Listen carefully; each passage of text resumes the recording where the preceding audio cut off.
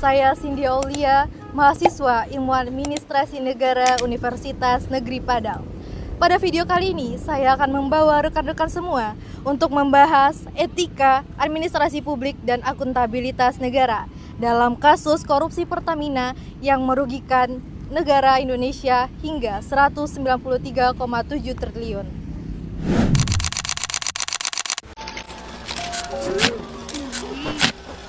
Kasus dugaan korupsi tata kelola minyak mentah Pertamina menyebabkan kerugian negara senilai 193,7 triliun rupiah. Para tersangka diduga membeli Pertalite untuk di-blending atau dioplos menjadi Pertamax. Namun, Rifa bersama dua tersangka lainnya diduga mengkondisikan rapat untuk menurunkan produksi kilang sehingga minyak dalam negeri tidak terserap sepenuhnya.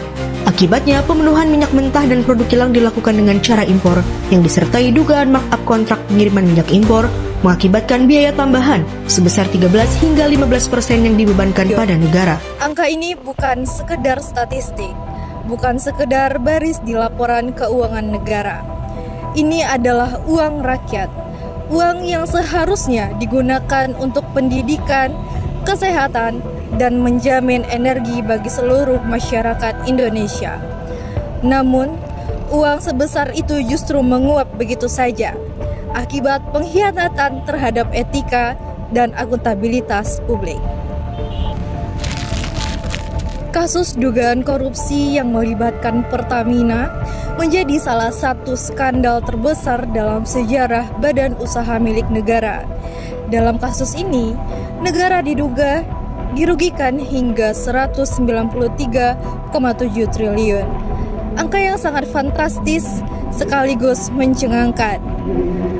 Praktik yang dilakukan tidak sederhana, mulai dari manipulasi impor minyak, pengondisian tender, markup biaya, hingga pencampuran bahan bakar minyak berkualitas rendah. Semua dilakukan secara terstruktur, rapi, dan berlangsung dalam waktu yang tidak singkat. Disinilah kita harus berhenti sejenak dan bertanya, di mana etika administrasi publik saat semua ini terjadi? Etika administrasi publik seharusnya menjadi kompas moral bagi setiap aparatur negara. Etika mengajarkan kejujuran, integritas, tanggung jawab, dan orientasi pada kepentingan publik. Namun, dalam kasus ini prinsip-prinsip tersebut justru dikesampingkan. Kekuasaan digunakan bukan untuk melayani, tetapi untuk memperkaya diri dan juga kelompok tertentu. Etika yang lemah akan selalu diikuti oleh akuntabilitas yang rapuh. Akuntabilitas berarti kewajiban untuk menjelaskan, mempertanggungjawabkan, dan membuka setiap tindakan kepada publik. Namun, yang terjadi justru sebaliknya. Pengawasan internal tidak berjalan efektif, laporan keuangan direkayasa, proses pengadaan ditutup rapat dari kontrol publik. Akibatnya, praktik korupsi dapat berlangsung lama tanpa terdeteksi. Ini menunjukkan kegagalan sistem, bukan hanya kegagalan individu. Dampak dari korupsi ini tidak terhenti di ruang sidang. Kerugian triliun rupiah mengganggu stabilitas energi nasional. Negara harus menanggung beban subsidi yang lebih besar. Anggaran publik menjadi terbatas. Bagi masyarakat, dampaknya terasa nyata, seperti harga BBM naik, kualitas layanan energi menurun, dan kepercayaan terhadap BUMN semakin terkikis. Ketika institusi publik kehilangan integritas, rakyatlah yang paling dirugikan. Korupsi ini tidak terjadi begitu saja. Ada faktor internal seperti budaya organisasi yang toleran terhadap penyimpangan, lemahnya integritas individu, dan besarnya kewenangan tanpa pengawasan ketat. Ada pula faktor eksternalnya seperti tekanan politik, regulasi yang belum optimal, serta minimnya keterlibatan masyarakat dalam pengawasan. Ketika semua faktor ini bertemu, korupsi menjadi sesuatu yang sistematik. Lalu, apa yang bisa kita lakukan? Pertama, penguatan etika aparatur negara harus menjadi prioritas utama, bukan formalitas semata.